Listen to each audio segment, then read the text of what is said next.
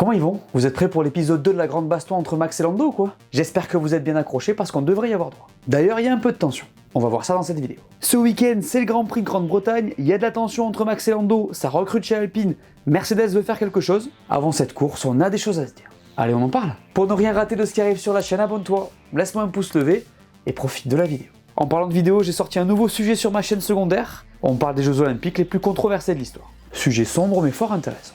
Passons à la preview.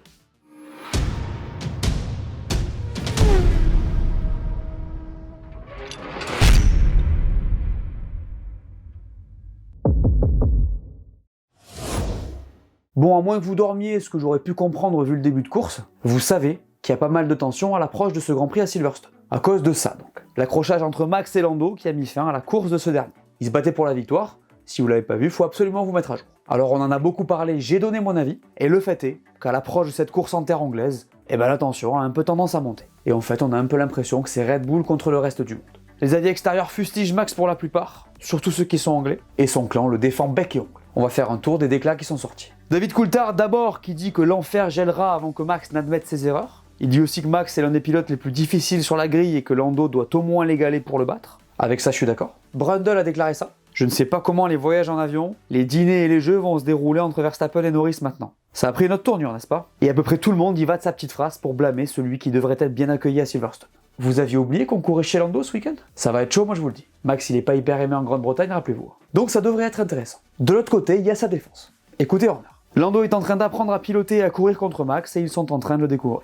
Max est un racer acharné. Il est probablement l'un des pilotes les plus durs du circuit et tout le monde sait que si vous devez courir contre lui, il va donner le meilleur de lui-même. Si vous avez regardé mon débrief de la course, vous savez que je suis d'accord avec ça. Par contre, si on prend les commentaires de Marco, c'est pas la même limonade. On écoute. Le comportement de Norris à la radio était pathétique. Ces commentaires selon lesquels Max devrait s'excuser ne sont pas non plus très utiles. Des choses comme ça arrivent, et je dirais qu'il s'agit d'un incident de course, même si Norris est le plus susceptible d'avoir dépassé les bornes. Bien sûr, toujours plus de modération et de justesse dans les propos. Merci monsieur Marco. Regardez ce qu'il est en train de faire notre ami là. Je sais pas trop à quoi il joue, mais en tout cas c'est drôle. Alors Norris a parlé et dit qu'ils avaient pu discuter, que l'adrénaline avait probablement pris le dessus, qu'ils se respectaient. Il a dit que Max n'avait pas besoin de s'excuser, que l'accrochage était insignifiant. Bon bah tout va bien, on saura ce qu'il en est très vite. Bref, ça se tend un peu cette histoire, et ça promet pour Silverstone. Il y a du nouveau chez Alpine et c'est important. Et oui, puisque l'équipe française continue de renforcer son département technique, avec notamment 3 recrutements majeurs. Il s'agit de Michael Broderst, Vin Danani et Jacopo Fantoni, donc qui prennent respectivement les rôles d'aérodynamicien en chef, responsable des performances et ingénieur en chef adjoint. Le premier a été champion du monde avec Red Bull en tant qu'aérodynamicien principal, et il a aussi bossé chez McLaren en tant que directeur adjoint à l'aéro. Danani a lui aussi passé 7 ans chez Red Bull, et Fantoni en a passé 13 chez Ferrari. Les 3 hommes feront partie de l'équipe technique de David Sanchez, vous l'aurez compris. Et ben tout ça est important, parce que ça va dans le bon sens. Les gars, quand ça quitte le navire, on le dit, donc quand il y a du beau monde qui arrive, on le dit aussi. Et là, alors qu'on pouvait s'inquiéter de ce qui allait se passer, bah ça fait du bien. En arrivant à cette période, ils auront le temps de bosser sur la voiture de l'an prochain.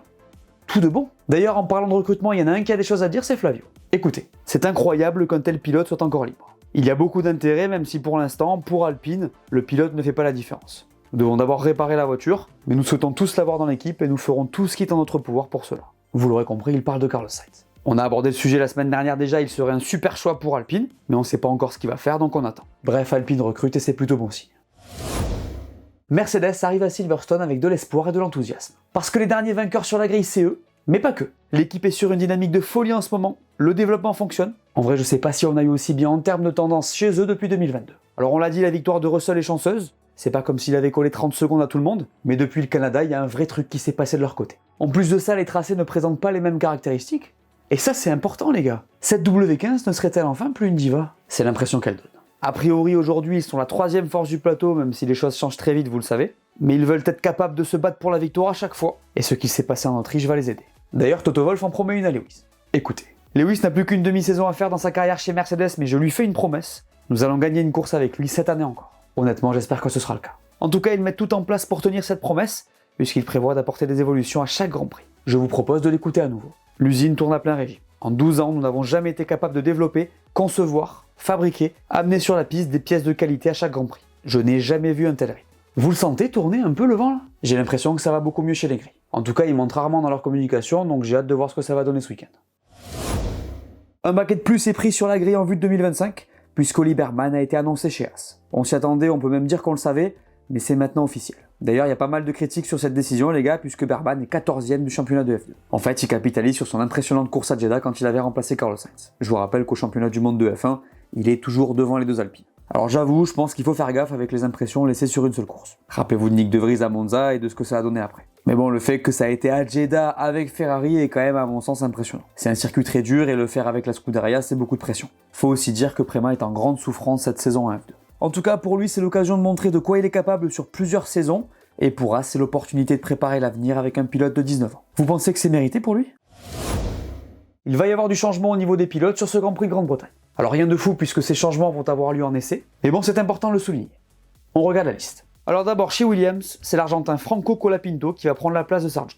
C'est la première fois qu'il roulera sur une session officielle, même s'il avait déjà roulé dans une F1 l'an dernier à Abu Dhabi. Pour ceux qui savent pas, il roule en F2 et fait partie de l'académie de Williams. Ensuite, et c'est important, Jack Doohan va prendre la place de Pierre Gasly en essai libre 1. Il avait déjà été aligné au Canada, et en tout, ça sera sa 6e séance d'essai pour l'équipe. On en a parlé la semaine dernière, il est l'un des prétendants au baquet de la 2e Alpine avec Mick Schumacher, si Sainz ne signe pas avec eux. On gardera un œil sur lui. De la même manière, Isaac Hadjar va prendre la place de Sergio Pérez dans la Red Bull.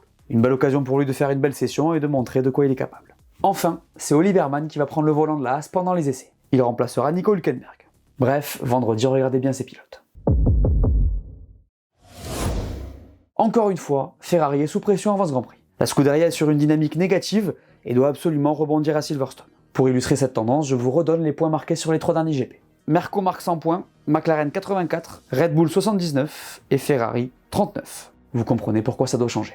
Depuis la victoire à Monaco, Ferrari est largement à la ramasse face à ses concurrents, le samedi et le dimanche. Alors les tracés ne vont pas forcément à la voiture, hein, ça on le sait, mais si tu ajoutes à ça les erreurs des pilotes et parfois des mécanos et stratèges, on est complètement hors du coup chez les rouges. Après, Fred Vasseur a déclaré ne pas être inquiet outre mesure. Charles était sur un tour hyper rapide samedi avant de faire son erreur. Apparemment, ils auraient aussi souffert du format sprint niveau réglage. Mais bon, c'est pareil pour tout le monde et il est indéniable que ça ne va pas forcément dans le bon sens. Après, il suffit d'une course pour que ça change, mais a priori, vu les forces de la concurrence dans les courbes de Silverstone, j'ai du mal à le voir arriver ce week-end. D'ailleurs, Charles a déclaré cette semaine qu'ils avaient du mal à comprendre les améliorations apportées à la voiture. Apparemment, elle déclencherait plus de rebonds et limiterait la plage de réglage. C'est fâcheux. Bref, regardez bien ce qui se passe chez eux, parce que mathématiquement, McLaren pourrait passer devant.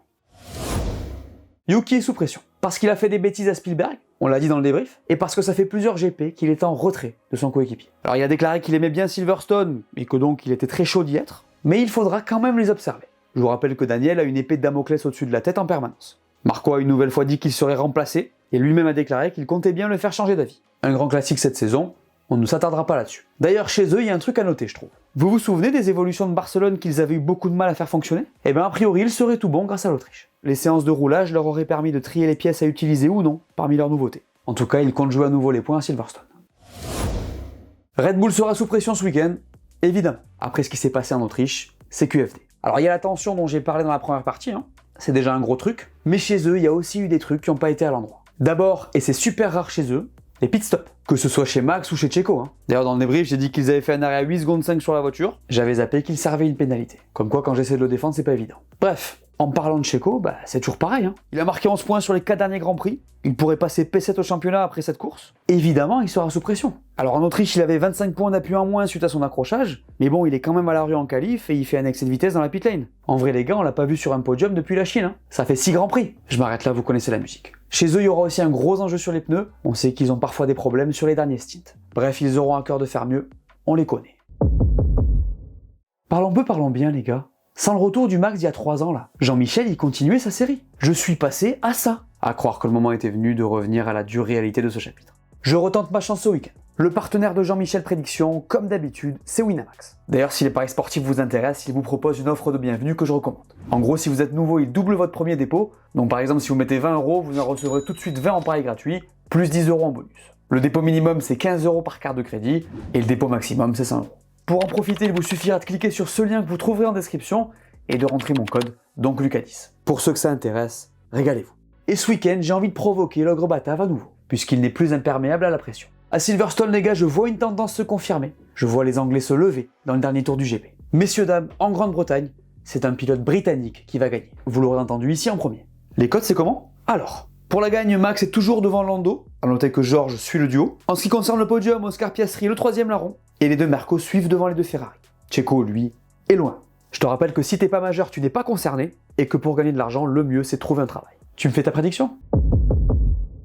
Alors, ce circuit de Silverstone, mythique tracé du calendrier de la F1. C'est là qu'a eu lieu le premier Grand Prix du calendrier officiel de la F1 en 1950. On est sur un circuit qui envoie du lourd en termes de vécu. Un tracé juste magique pour tout pilote. Pour citer Lewis Hamilton, ce serait comme piloter un avion de chasse. En fait, c'est un des circuits les plus rapides du calendrier et un des plus gros challenges de l'année pour les pilotes. On se fait un tour ou quoi? Allez, c'est parti dans la courte ligne droite des stands. A noter que le premier virage est très proche de la pole. Ici, c'est à fond sur le sec, pas sous la pluie. Le 2 se passe pleine balle quoi qu'il arrive. C'est au 3 qu'on va toucher le frein pour la première fois, et on restera à basse vitesse pour négocier les 4 et 5, desquels il faudra avoir la motricité pour attaquer la suite. Dans cette ligne droite, les pilotes auront le DRS, et pourront peut-être tenter leur chance au numéro 6, qui marque la fin du premier secteur. Retour à un rythme plus lent ici, mais il faudra bien négocier la courbe du 7 pour se lancer vers un virage que vous connaissez bien. Cops. Avant d'y arriver, on passe le long de l'ancienne pit lane, et là il faudra avoir confiance en son adversaire pour tenter une manœuvre. En tout cas, Cops, c'est à fond, et c'est impressionnant. La suite, c'est l'enchaînement mythique de Maggots, Beckett, Chapelle, qui fait tant souffrir les pneus. Il faut s'accrocher. À la sortie du 14, il y a une ligne droite où les pilotes auront le DRS. À noter que le secteur 3 commence ici. Le 15, c'est un virage à droite presque à fond qui nous amène vers la chicane du 16 et 17. Ensuite, c'est le dernier virage d'où il faudra sortir proprement. Et c'est la fin de ce tour. Vous aimez ce tracé? La météo de Silverstone ce week-end. Attention, pas mal de pluie au programme. Vendredi, ça devrait être de la pluie avec 16 degrés. Samedi, il y aura un peu moins de chances de pluie, mais ce sera pareil. Et dimanche, on est à peu près sur la même configuration. Le programme de ce week-end. Vendredi à 13h30, ce sera les libres 1 et à 17h les libres 2. Samedi à 12h30, on aura les libres 3 et à 16h les qualifs. Et dimanche à 16h, le Grand Prix. Pour ma part, je serai de retour dans pole position samedi après-midi et je commenterai aussi la course chez Winamax. On se voit pour le débrief. Voilà, merci à tous de m'avoir écouté, j'espère que cette vidéo vous a plu, laissez-moi un pouce bleu et dites-moi en commentaire ce que vous pensez qui va se passer ce week-end. N'oubliez pas d'aller voir mes dernières vidéos que vous n'auriez pas vues. Dites-moi tout, et on s'abonne. Allez, ciao!